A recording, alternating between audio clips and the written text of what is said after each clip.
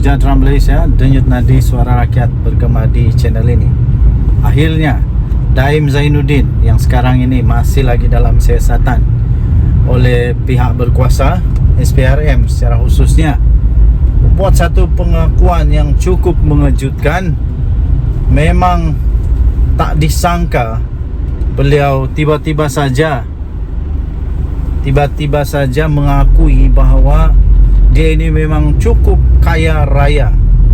Malah mungkin boleh termasuk di dalam senarai-senarai manusia paling kaya di dunia sebenarnya ya. Apa tidaknya Daim Zainuddin sendiri mengakui bahawa jika beliau kekal dalam perniagaan, aset saya kini 50 bilion ringgit Malaysia, kata Tun Daim Zainuddin.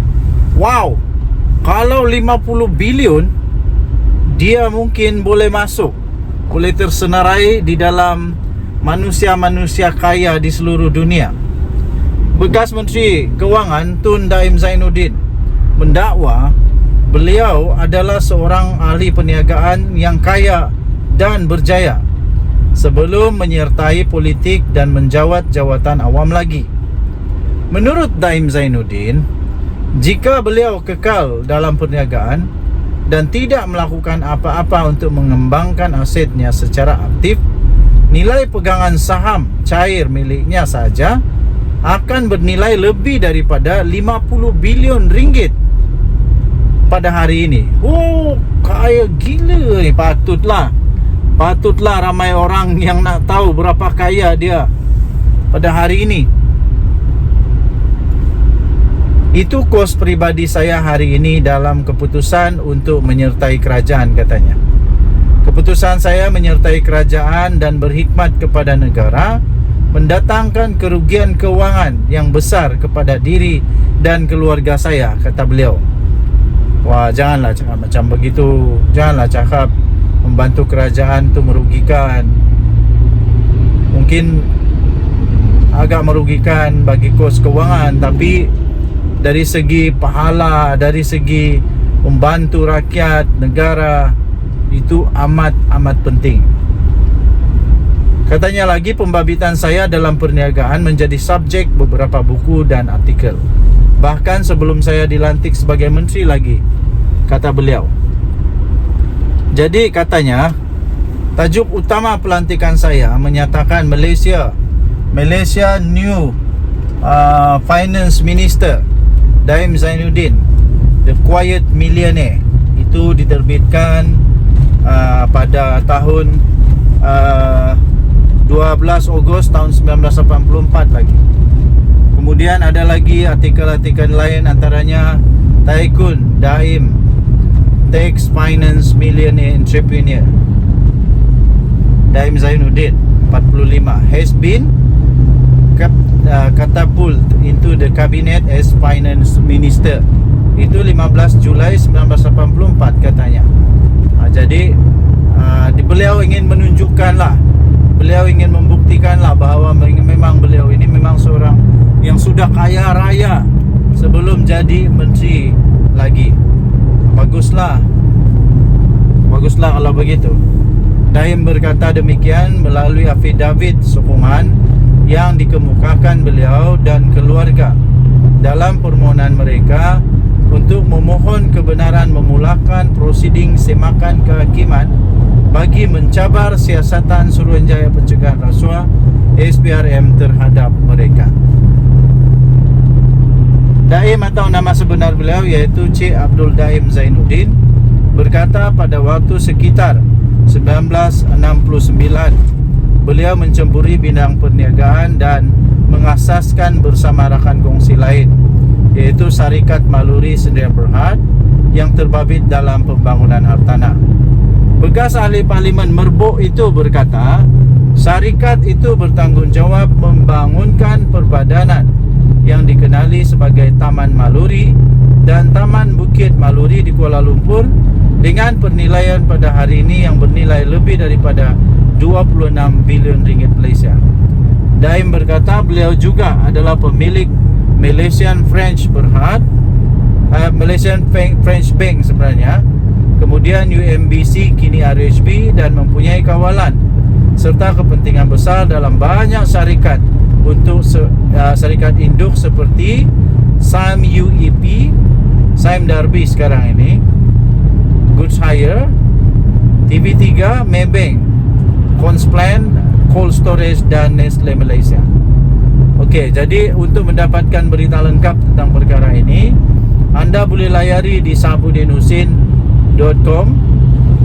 Dan artikel ini sebenarnya adalah panjang sangat. Jadi anda boleh lihat telah diterbitkan pada asalnya di bharian.com.my, diterbitkan semula di sabudinusin.net. Dan jumpa lagi. Bye bye. Salam sejahtera Malaysia, denyut nadi suara rakyat bergema di channel ini. Apa kabar tuan-tuan dan puan-puan yang dihormati sekalian? Minggu ini minggu kedua kita di dalam tahun 2024. Pastinya banyak berita-berita yang hangat. Antara yang hangat diperkatakan, dan ada kawan, viewer, ada rakan di dalam pemerhati politik, penganalisis politik Malaysia bertanya kepada saya, bagus tangkaplah Raja Petra Kamarudin itu. Itu mungkin nada dia yang marah, tapi akhirnya saya berjaya tenangkan dia. Saya kata bukan senang untuk tangkap Raja Petra Kamarudin, sebab dia ini gelendangan, pelarian politik, pelarian yang terpaksa merempat di negara orang kerana dia takut untuk balik Malaysia, saya kata. Dan dia berada di saya tidak pasti kalau dia dapat suaka atau tidak.